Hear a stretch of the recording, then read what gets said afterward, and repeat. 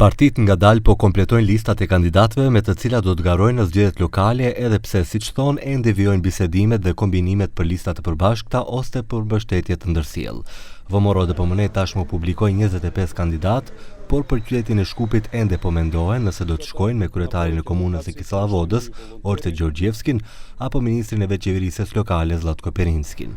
Tani për tani, siç thon nga kjo parti, edhe më tej bëhen bisedime me partnerin qeveritar Znam nëse do të dalin së bashku ose do të kenë mbështetje të ndërsjellë në rrethin e dytë.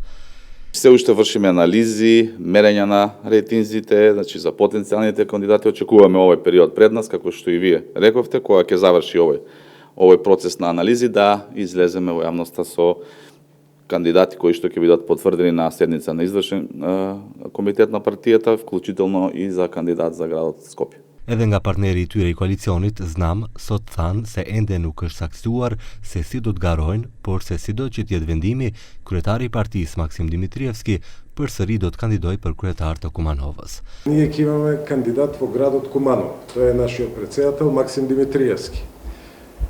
Преговорите продолжуваат, ќе имаме најмалце едно градоначалничко место во Скопје и други места ширум републиката за кои што се уште траат преговорите. Si kandidat të sigurt për kryetar nga LSDM do t'jenë Goran Gerasimovski për Qendrën dhe Tome Hristoski për Krushevën.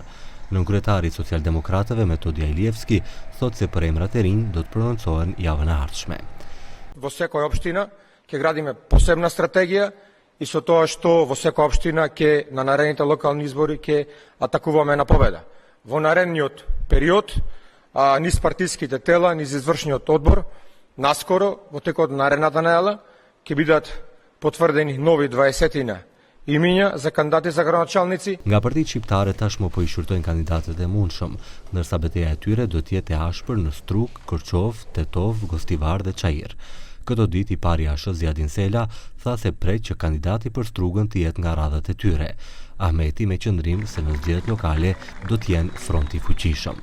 Jemi në kontakt me forcat politike konstruktive në vend dhe mendojmë që në zgjedhjet lokale ne do jemi një front i fort në realizim të synimeve dhe qëllimeve tona për të qeverisë me sukses komunat.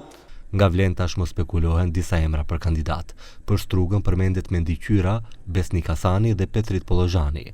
Për Korçovën si emra të mundshëm përmenden Fatmir Limani dhe Regjip Emini. Për Tetovën dhe Çajirin me shumë gjasa do të shkojnë me kryetarët aktual, përkatësisht Bilal Kasamin dhe Visar Ganiun.